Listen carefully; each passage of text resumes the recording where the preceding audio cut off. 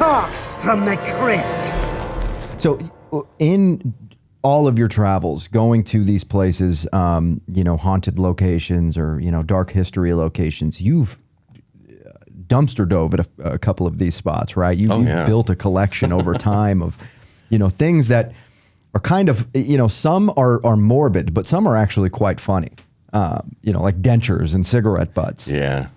But you've also got, cars that people died in. And yeah, seeing, I would just be silly. I mean, I used to know through my ex, I used to know Carrie Fisher.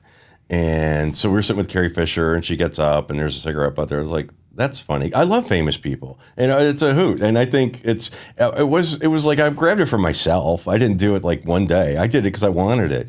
And then I opened my little museum, and it's like now it's funny. Yeah. I didn't take it too seriously. It wasn't like I put it up on an altar with a Princess Leia thing or anything. It was just I threw it in a bag and I put it somewhere. And then I opened my museum. I go, oh, this would be funny. This would make people laugh. And so I put it there. And then. But there were other things that I pursued, and like the door from the room that Divine died in. Divine was the 350-pound man actor that dressed like a woman. He was in Pink Flamingos and Hairspray, the original Hairspray. And the hotel's being torn down, and we snuck into it, and it was all empty. We had used flashlights, and it was a hotel. And we found the room that Divine died in. So I was able to go through the room and I took the door. It's like, why not? So I have this enormous door from Divine's. I'm driving down Sunset Boulevard in my Jeep it's not even fastened down and we're like hanging on to it. Yeah. But it was just winging it. We're just doing stuff to be fun. Somebody I knew was a friend of Elizabeth Montgomery, who played Samantha on Bewitched. And she goes, well, Elizabeth Montgomery gave me a wicker settee, which is like a little 3-seater little sofa-y thing. Do you want it? So it's like, sure. So I have Samantha from Bewitched little wicker little sofa-y thing. Yeah. And then I go to estate sales too and I buy weird stuff. I'll buy weird, like Mae West's teeth or just different things like that. I collect things from buildings. I got a piece of the floor from the Ambassador Hotel where Bobby Kennedy was shot, where he landed when he was shot. And it's hallowed ground again. And now it's gone. The hotel is gone. And so I'm glad I did it. It's a stupid little thing like that, but it's that much. That's a piece of history right there. A lot of buildings have been torn down. I'll grab bricks from. And I could basically, I've told you this before when we first started talking, I could almost put together Sharon Tate's Fireplace because of so much of it that I got. Yeah. But when they tore down that house, I went up there and I asked one of the workmen for a piece of the house. And they said, well, that's the fireplace over there, but I can't give it to you. But I'll leave a piece of it over there for you after we leave for the day. And I went back and it wasn't there, but he pointed out that pile of bricks. So I, liberated them. In fact, here's one of them. Oh, I like how it's wrapped too. So this is, and there may be people who are just listening to the audio. Wow. So this is a piece of the fireplace from Cielo Drive. Yeah. Sharon Tate and a few others were murdered. So that is, the way I look at these is that infamous event, that horrific event echoed off of that. That silly rock right there witnessed one of the most horrible crimes of the 60s.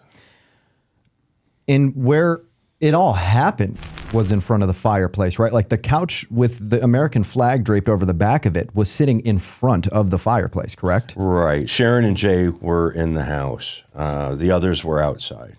But Sharon and Jay were murdered in the living room in front of the fireplace. This is insane. That's for you. This is for me? Yeah, yeah. Holy shit. If you want it. Of course I would love this. I might have to sage it, but I love this. All that stuff has been done. Do it again if you want to. And I would, but we do that sage, holy water, you name it, we do it. I really appreciate this. Thank you so much. This is amazing. Last time you came out to Vegas, we went to the Antique Mall of America and I picked up, it was so funny. We were standing there and there was a section of Playboys. And I looked at Scott, and thank God he was there. I probably wouldn't have even Googled it. And I said, Sharon Tate was in a Playboy, right? Or maybe you had brought up that she was. And I was curious. I was like, oh man, I wonder which edition she was in. So we sat there and I Googled it real quick. And I think it was March 1967 was the edition that she was in, that Roman Polanski, you told me, actually shot those photos. And it was just insane. The first magazine I pulled was the exact edition we were looking for. So this is going to go with that over there. The Playboy. With your sage. Yeah. Well, yeah, with my sage. And your little Zoltar. The little Zoltar, the sage, and the Playboy magazine. Cool. I really appreciate this, man. That's sure. Awesome. I was going to show you a couple of other. I just happened to open up a tub that was close to me in the office, and I picked out a couple of other things. This is a piece of a deck chair that was on the deck of the Titanic. What? Yeah. The deck chairs were found floating. Somebody grabbed one. The Titanic is obviously one of the most famous stories in history, and somebody saw, they started selling coal from it, for like $50 to fund the dives down to it. But now, there's tons of junk up there from the Titanic. But right. Yeah, this silly little piece of deck, and this is a tile from the swimming pool where Brian Jones drowned, of the Rolling Stones. Brian Jones was a founding member of the Rolling Stones. Brian Jones came up with the name Rolling Stones. And he was fired from the group. In '69, he was found dead in his swimming pool in Middlesex in England. And this is a tile from the pool that he drowned in. Can I hold that? Yeah. Wow. And if you hold it up to your ear. Yeah. You can hear.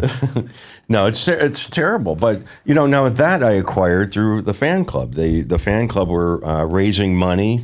And the people who own the house said, "Yeah, sure, you want it, take it." Yeah. So they did, and yeah.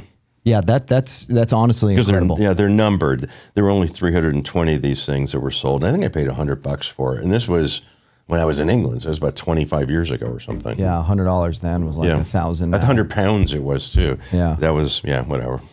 That's crazy. Do you ever get any like energy off these things? There was a time when all this stuff was in my house. And yeah, a lot of stuff used to happen in my house. And I've seen people a couple of times. I've heard lots of stuff, voices, Troy, a couple of times people tapped him on the back. So yeah, there was a lot of activity in that house because I had all of these things in one room, all of these things. So so we would maintain them. We would sage and we'd do holy water. There's stuff called Florida water. There's rosemary. We do all kinds of stuff like that just to keep everybody calm, because they're horrible things, but we're presenting them historically. And so it's important. So anyway, when I got this shit out of my house, things changed drastically for the better. Where's it at now? Just a storage unit? Now it is, yeah. I mean, I have some in my home, but the more horrible things are in storage. That's funny. But I have a lot of stuff because I do videos now, and I'll take some of the stuff out and talk about it. So. Yeah. It's just haunting the people at the storage unit. They're like, why have I been hearing things lately?